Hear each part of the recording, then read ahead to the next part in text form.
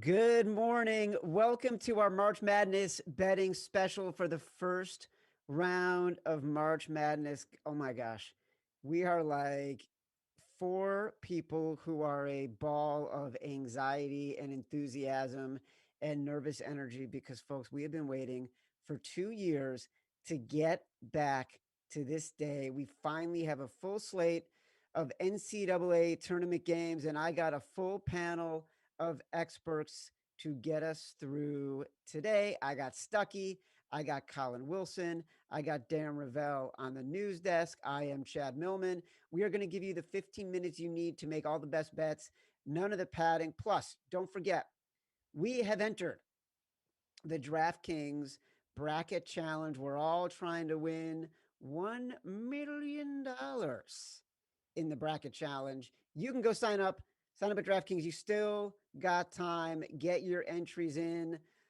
Woo! Everything we're talking about, all the picks, all the analysis, all the data, all the research, it's available in the Action Network app. It's free. It's award-winning. Go get some. Darren, you were up first, my friend. Tell us what's happening from the news desk. Give us a market report. Okay. So I am looking at two totals, the highest two totals today on DraftKings. The over 161 on Colgate, Arkansas, 65%. That's the highest total of the day. 65% of the bets are on the over. And then the second highest total is the Oral Roberts game, 100 against Ohio State. 157 is that total, and 76% are on the over. So even after we saw, what do we see, 3 games where neither team scored 60 last night, until we had the last game, the UCLA-Michigan State game, people are confident on the over, even on the biggest totals. Well, look, if you've listened to the Action Network Colleges podcast with Stuckey, with Colin Wilson, with Mike Randall, you know that Colgate is one of the best offensive teams in the tournament. I'm actually surprised that the total on the Colgate game is higher than the Ohio State Oral Roberts game. So given we know both of those teams like to shoot the lights out, and neither of those teams like to play defense. Let's get into it. Let's get into the South region. Colin Wilson, you are up first. Give us your best bet from the South for these opening round games. Yeah, as we talk about these two overs on the other ones that you guys spoke of, I'm going to talk about an under, and that's going to be the Wisconsin UNC under. There's a huge discrepancy here in tempo rates. North Carolina is 45th in pace of play, but Wisconsin is 326th. A lot of walking the ball up the court. And the big question is which team can force their style on the other? And it should be noted that Wisconsin in Big Ten play, when they played Illinois and Nebraska, to high tempo offenses, they kept the total relatively low, and that's because the Badgers are second in the nation in offensive turnover rate. They have maximum ball security, they have super long possessions, and they don't usually end in a free throw because Wisconsin is 289th in offensive free throw rate. And in this game, North Carolina is not going to foul them. The Tar Heels are 62nd in defensive free throw rate, and so you're just not going to see. You can see a lot of possessions that don't end up with a lot of points. I think Wisconsin enforces their style here, and we go under the total. All right. You got one of the few blue blood teams in the tournament in UNC, and obviously you got Kansas playing. No Indiana, no Duke, no Kentucky. So UNC is like one of the few teams that a lot of people are going to recognize, and you're out here saying, hey, bet an under on the one team that people recognize. I don't know how people are going to take that, Colin Wilson. Stuckey, you're up next. Give us your best bet. Yeah, if you look at, I think Roy Williams, by the way, is going for 30 straight, 30-0 in the first round. And if you look at North Carolina's first round half-court numbers, they're actually really good. So if that becomes a half-court game, it might actually work in their favor counterintuitively. But I'm going with Oral Roberts. Plus 16.5 was what I got. I think it's at 16, 15.5. I would go down to about 15 here. This Oral Roberts team, they can't defend. And they're playing an excellent Ohio State offense that runs just beautiful sets under Chris Holtman. They're going to score. They're going to score 80+. It wouldn't shock me if they scored 90+. But this Oral Roberts team could score on anybody. They're led by the nation's leading scorer and Max Asmus, and they have Kevin O'Banner. It's really just an excellent scoring duo. Their pro maybe not NBA level, but pro level players. Great shooting team from the line, from three, just an uber efficient offense. And Ohio State really struggles on the perimeter defensively against the pick and roll and just in general out there. So I think Oral Roberts will be able to score. They also showed earlier this year, they went to Oklahoma State, lost by 5. Asmus, I think, had like 33. They lost at Wichita State by 5.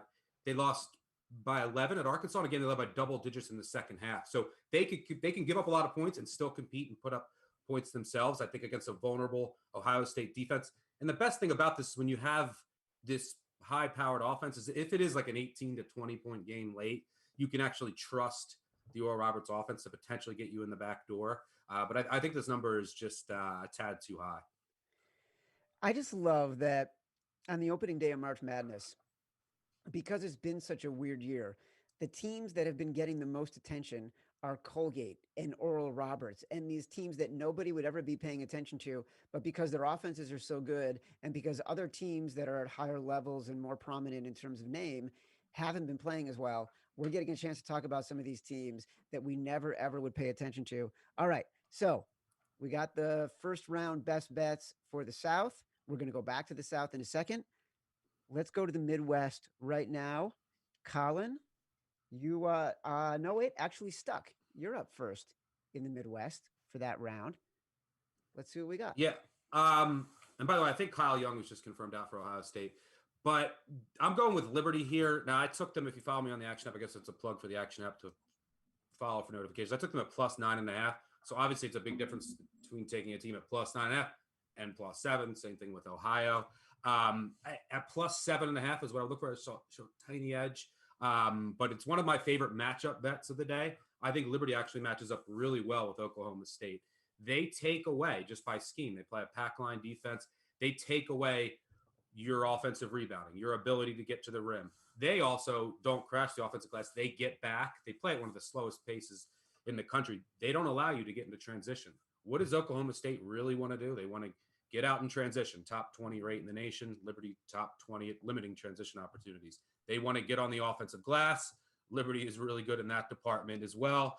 So, I mean, everything that Oklahoma State really wants to do, Liberty can stop. And then one of the things I really like about this Oklahoma State team, and if they can get by this test, and I think that ultimately Cade Cunningham will make enough plays down the stretch, but if they do get past this, they have potential to give Illinois a game and go to the Final Four, is they can switch up their defenses a lot. They'll throw out press, they'll throw out an extended zone, but I don't think you want to do that against Liberty. They can just shoot the lights out. I mean, I think they have 4 or 5 guys that are over 40% from three.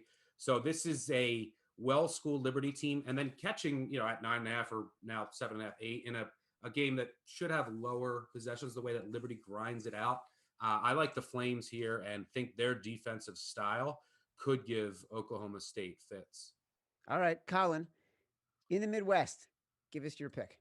Yeah, I think a lot of people, if you're just now looking at the betting lines today, you're noticing that Loyola is had a massive line move from around 2 up to 5.5. And so the question is, what's going on with that line and where should I buy it to? Because I mean, if you look at the Drake line, it moved all the way to -2 and the game finished 1. So it's really important that when these lines move like this, how far should you buy it?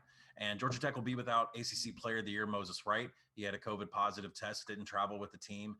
And so the market's really kind of scrambling to find out what this real number should be for Georgia Tech. If you look at John Hollinger's player efficiency rating, Moses Wright's around 4.1 points to the spread. So when this news broke, it was around 2.5 in the market. That makes me put the number at 6.5, trending up to 7. So I think the last number you should take on Loyola Chicago, a team that is just crazy good in the interior, that should dominate down in the paint. And now that Georgia Tech's lost their best player and Cameron Crutwood there for Loyola, I would play this number 5.5. I would play it at 6, and I would stop at 6.5. All right, that's good. By the way, I love how you guys are saying, I like these numbers until, because also these numbers are moving. Like there's more money in the market this morning than there has been all week since the seedings were announced, since the lines were posted. You got to know where your stop price is. It's important to think about that. So we got Liberty. We like them till about 7.5, 7. And we got Loyola. We like them till about 6.5 as a favorite. Darren, what is happening on the news desk right now? All right, so I'm looking at the most lopsided sides of today, and on DraftKings, that is Purdue as 7.5 point favorites over North Texas. 78% of the bets are on Purdue, and then Winthrop. This is an interesting one. Winthrop +6 over Nova, so covering for the Winthrop Eagles. 72% of bets are on the Winthrop Eagles, and I'm just going to check right now just to make sure that number is. So now it's at 6.5. So that's even moved up, despite the fact that the number of bets are on the Winthrop Eagles, the two most lopsided sides so far today. All right. Well, look, that's a great transition as we head back to the South. We finish up the South for today. Stuck, you're up first. Who are you going to be talking about? Yeah, I think that what makes this tournament specifically really fascinating is there's going to be a lot of disagreement in the market, and I think because you have shortened schedules, you had COVID interruptions, so there's a lot of disagreement on how good certain teams are. For example, Loyola. I love Georgia Tech catching 2.5 at full health. I thought that game should have been a pick. I think Loyola, in some of the numbers, computer models out there, like I think they're top 10 team in KenPom. I don't think they're necessarily a top 10 team. I think they're top 20, top 25. So I like that at a pick. So at 3.5, 4 is where I think the line should be. So at 6, I actually do like Georgia Tech. Another fascinating team in that same mold is Villanova. Villanova had COVID interruptions during their season. Then they lost one of their most important players in Colin Gillespie. He's the leader on that team. He is so important to that offense. And we've seen Villanova since he went down with an injury, which is just so unfortunate after he missed the tournament last year, then go down with an injury this late. They already had flaws, and then they had to deal with COVID, and they just weren't the same after coming back. Their defense is really poor, and the interior, just all around, their defensive numbers are ugly. I think this Winthrop team, I'll ride with everyone out there that's betting Winthrop. I took some 6.5. I wouldn't go below 6. So if there's a 6.5 popping up there, as you said, Darren, I would look at that, try and see if you can possibly get a 7. But this Winthrop team is excellent. They do want to play really fast, get out in transition. They're really good on the glass. Just a great team, a great rebounding team. Villanova wants to slow you down, and I don't think they're going to let this get too fast-paced. But if you look at Winthrop's half-court numbers on the offensive and defensive side, they're excellent. So I think they're going to have a big athletic advantage here. Winthrop, they're going to be able to get to the rim. They're going to take advantage of a soft Villanova defense and a team that I just don't know if they necessarily know their identity yet. They're having to deal with the loss of Gillespie after dealing with COVID this late in the year, I think is difficult. I respect Jay Wright. I'm sure he'll come up with something here and cook up something that's going to give the Winthrop defense trouble. They might have trouble inside, but I think Winthrop's live, and this game will go right down to the wire. All right, Winthrop is making news in the markets. They're making news with Stuck. Colin, what do you got? Yeah, I think Stucky made all my points for me in the Oral Roberts Ohio State over. I mean, Ohio State doesn't play any perimeter defense. They're 191st in perimeter defense, which is worse than North Dakota State, who Oral Roberts absolutely lit up in their conference championship game. Oral Roberts shoots an amazing amount of 3-point attempts, top 10 in the nation, and how many they actually shoot. And Ohio State doesn't force any turnovers whatsoever. So you're going to see a lot of Oral Roberts shots, uncontested, no problems getting up to the line. And Ohio State is just awful in a defensive turnover rate. So they're not going to be able to get into the passing lanes. It's a game that I project at 161. So I would take it, it's 157.5. It's getting some steam on the over here. So I would take it up to 160.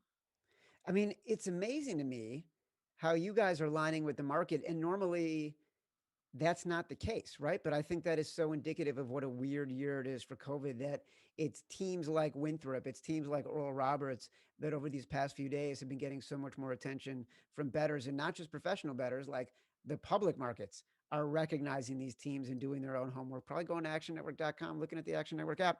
All right, let's go to our final picks for the day. In the Midwest, Stuck, you're up first. Yeah, one thing I'll say about those high totals, though, just to play devil's advocate, in a tournament setting, in a gym that teams aren't used to, I guess Ohio State would be more so. A lot of times you'll see teams come out tight. There might be off shooting nights. I'm looking at App State last night, and the game is a little slower late if it's close with so much on the line. So you do have to have a lot go right to get over a total that is that high in a tournament setting. But for my last pick, I'm going to go with. I'll end with a favorite Houston minus. I had minus 19.5. I think they're minus 20, minus 20 and a half now. I just don't see what Cleveland State can do here. I mean, just from a matchup perspective, it's a nightmare. They take such bad shots, and that's all Houston's going to force them to do. On the other end, I don't necessarily know how Cleveland State is going to get many stops. Look, they're going to press you a little bit. They're going to throw out some zone. I don't think you want to do either against Houston. And here's the thing: if Houston even has an off shooting night, they're going to gobble up every single offensive rebound. And I mean, I think they're second in the nation in offensive rebounding rate. Cleveland State, horrendous defensive rebounding team. So, and Houston, look, they've shown all year that they'll go out and just drill these teams that are clearly inferior, and they'll win by 30, 40 and keep their foot on the gas. So I just think this is a terrible matchup for Cleveland State.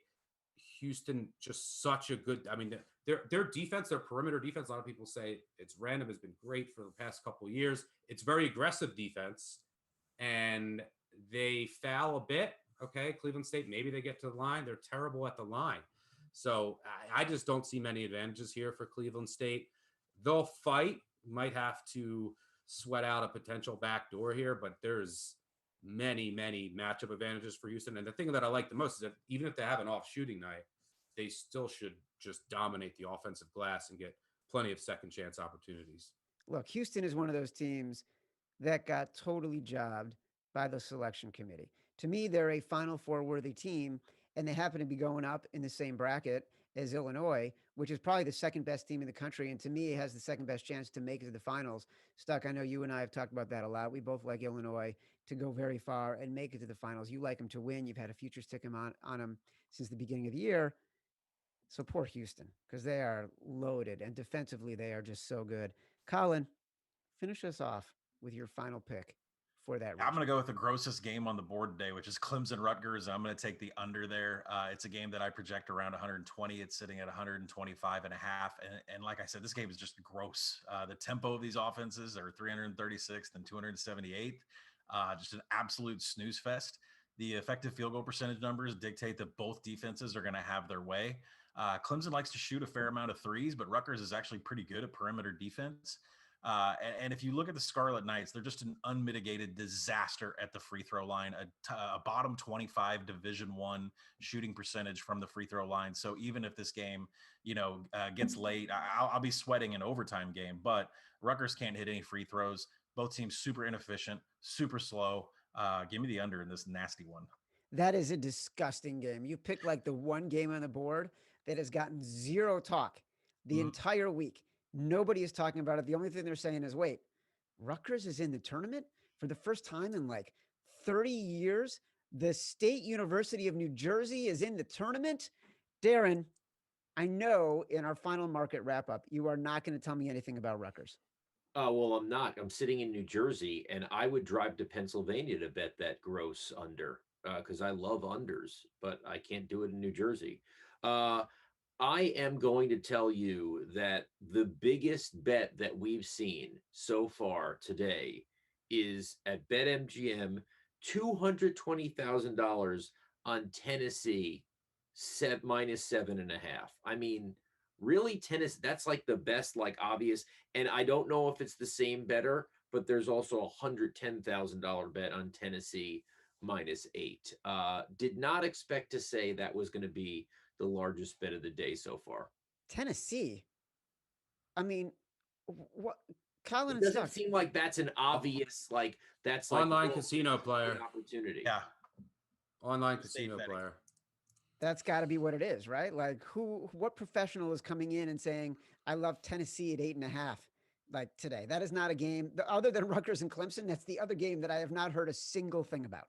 Me too. There's probably a reason. There's probably a reason why I was able to get $220,000 bet on Tennessee. It's very good point. Very, very good point. All right, listen. Reminder, we are entering the DraftKings $1 million bracket challenge. You can follow along. We will be talking about it throughout the rest of the tournament. We will be back tomorrow morning. We are doing these shows today, Saturday, Sunday, Monday, previewing the brackets, giving you our best bets for the tournament. For Darren Ravel, for Stuckey, for Colin Wilson, I am Chad Millman. Until we see you tomorrow, good luck for the rest of the day. Enjoy the first tournament in 2 years. There you go, Darren. Raise your hand. Merry Christmas.